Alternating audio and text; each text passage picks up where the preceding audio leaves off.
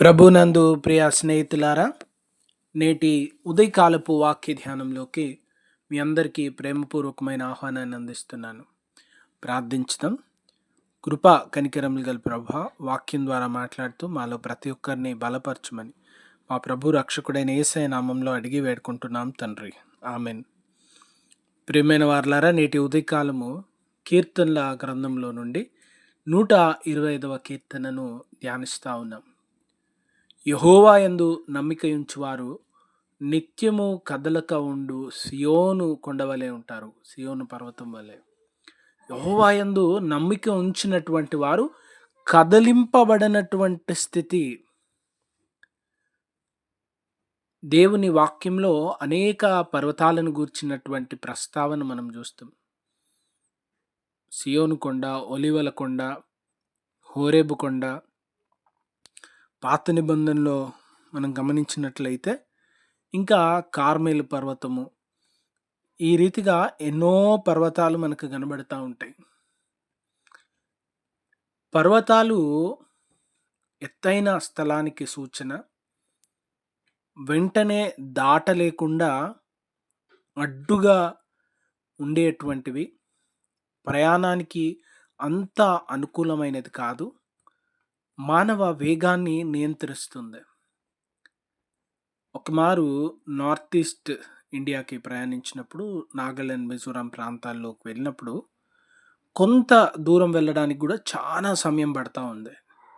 కొన్ని కిలోమీటర్లకు కూడా గంట 2 గంటల ప్రయాణం జరుగుతూ ఉంది. అప్పుడు డ్రైవర్లతో మాట్లాడుతూ, ఎందుకు ఇలా అంటే, ఇవి కొండలు ఎక్కుతూ దిగుతూ లోయల గుండా వెళ్ళాల్సినటువంటిది.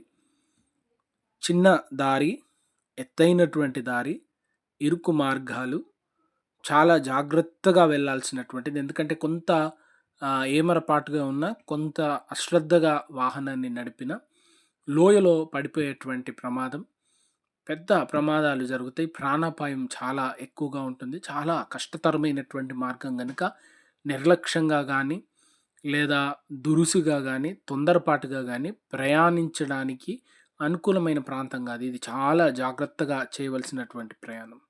అంటే కొండలు సహజమైనటువంటి సరిహద్దుగా, సహజమైనటువంటి అడ్డుగా, సహజమైనటువంటి దుర్గంగా, రక్షణ కనబడతా ఉంది.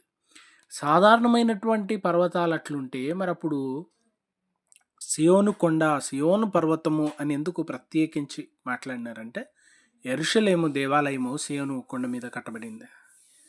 యెరూషలేములో దేవుని సన్నిధి ఉంది. ఆ దేవాలయంలో దేవుని ప్రసన్నత ఉంది. దేవాలయము, దేవుని సన్నిధి, దేవుని ప్రసన్నత ఉన్నటువంటి పట్టణం కనుక అది కదిలింపబడదు. అందుకే కీర్తనలో 46వ కీర్తనలో యెహోవా ఆ పట్టణంలో ఉన్నాడు కనుక దానికి చలనము లేదు అని కీర్తనకారుడు పలికినటువంటి మాటలు కూడా మనం ఈ సందర్భంలో ఇక్కడ జ్ఞాపకం చేసుకుంటా ఉన్నాం. యెహోవా యందు నమ్మిక ఉంచితే కదిలింపబడరు. కదిలించే పరిస్థితి ఎప్పుడు వస్తుంది? తుఫానులు వచ్చినప్పుడు, సుడిగాలులు వచ్చినప్పుడు, భూకంపాలు వచ్చినప్పుడు ఇవన్నీ కదిలించుతూ ఉన్నాయి. కానీ ఇక్కడ కీర్తనకారుడు, భక్తుడు, దైవజనుడు ఏమని చెప్తా ఉన్నారంటే, సియోను పర్వతము కదిలింపబడనట్లుగా, దేవుడు ఉన్నప్పుడు కదిలింపబడనట్లుగా, ఆయనలో నమ్మిక ఉంచిన వారు శ్రమలు, తుఫానులు ఎన్ని వచ్చినా కదిలింపబడరు. బాధలు కదిలించవు, దుఃఖము కదిలించదు, వేదన కలిగించదు. ఆయన యందు నమ్మిక ఉంచుట అంత గొప్ప దీవెనని ఉదయకాలం జ్ఞాపకం చేసుకుంటున్నాం. ఆ దేవుని దీవెన మనందరికి తోడైండును గాక. దేవుని సన్నిధి మీతో ఉండును గాక. God bless you all. Amen.